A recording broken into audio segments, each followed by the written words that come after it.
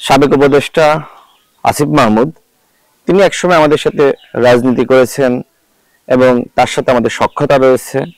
তিনি পদত্যাগ করার আগের দিনও তার সাথে আমাদের বৈঠক হয়েছে। গণ অধিকার পরিষদে আসার ব্যাপারে তিনি ইতিবাচক, কিন্তু এখনো পর্যন্ত চূড়ান্ত কোনো সিদ্ধান্ত হয়নি।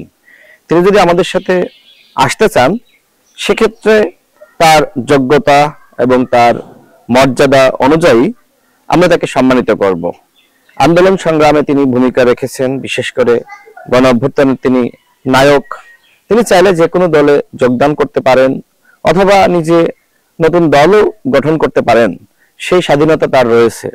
যেহেতু আমরা একসাথে রাজনীতি করেছি এবং আমাদের সাথে তার সখ্যতা রয়েছে, সেক্ষেত্রে গণ অধিকার পরিষদে আসলে আমি মনে করি যে তার জন্য ভালো হবে।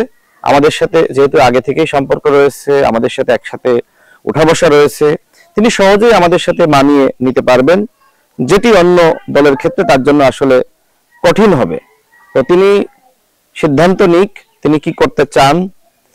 তিনি যদি মনে করেন যে গণ অধিকার পরিষদে আসবেন, তিনি আসতে পারেন।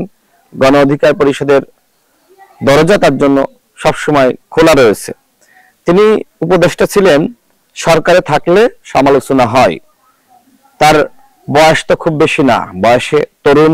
এই বয়সে তিনি হয়তো বেশ কিছু ভুলভ্রান্তি করেছেন। আমরা মনে করি যে বয়স বাড়ার সাথে সাথে তার পরিপক্কতা বাড়বে, তিনি অনেক কিছু বুঝবেন, শিখবেন, দেখবেন। তো আমার কাছে মনে হয় তার এই ভুলভ্রান্তিগুলো নিয়ে এই মুহূর্তে আলোচনা করা এটি আসলে সমীচীন নয়। আমি দেখলাম অনেকে তার সমালোচনা করছে। আমার কাছে মনে হয় যে যেহেতু তিনি গণ অভ্যুত্থানে ব্যাপক ভূমিকা রেখেছেন, ফ্যাসিবাদের বিরুদ্ধে লড়াই করেছেন, এবং ওই যে 5 আগস্ট হাসিনার পতন হলো, এই যে 6 আগস্ট ঘোষণা ছিল, তো আন্দোলনটা আসলে বা লং মার্চ 6 আগস্ট নয়, 5 আগস্টই লং মার্চ। এই সিদ্ধান্ত কিন্তু আসিফ মাহমুদের ছিল। অর্থাৎ তিনি একটি সাহসী সিদ্ধান্ত নিয়েছিলেন, এবং যে সিদ্ধান্তের কারণে স্বৈরাচারী শেখ হাসিনা সরকারের পতন হয়েছে।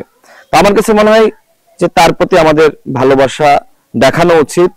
তিনি সরকারে গিয়েছিলেন, ওই সময় অনেকে তাকে পরামর্শ দিয়েছিল যে আসলে এই গণ অভ্যুত্থানের নায়কদের সরকারে না গিয়ে রাষ্ট্রকে দিক নির্দেশনা দেওয়া, যারা সরকারে বসবে তাদেরকে পরামর্শ দেওয়া, এবং বিপ্লবের যে চেতনা সেটির ভিত্তিতে রাষ্ট্র পরিচালনা করা। আবার কেউ কেউ হয়তো পরামর্শ দিয়েছিল যে জুলাই গণ অভ্যুত্থানের পাহারাদার হিসেবে সরকারে যাওয়া মনে হয় তাদের জন্য ভালো হবে। তো যাই হোক, যেটি হয়েছে, এখন মনে হয় তিনি নতুন জীবনে প্রবেশ করতে চাচ্ছেন। আমার কাছে মনে হয় সবার উচিত তার এই নতুন জীবনে শুভকামনা জানানো। আমি তাকে শুভকামনা জানাই। তিনি যে নতুন অধ্যায়ে প্রবেশ করছেন, এটি চ্যালেঞ্জিং। নানান জায়গা থেকে নানান ধরনের সমালোচনা আলোচনা আসবে, তারপরে আমি তাকে শুভকামনা জানাই।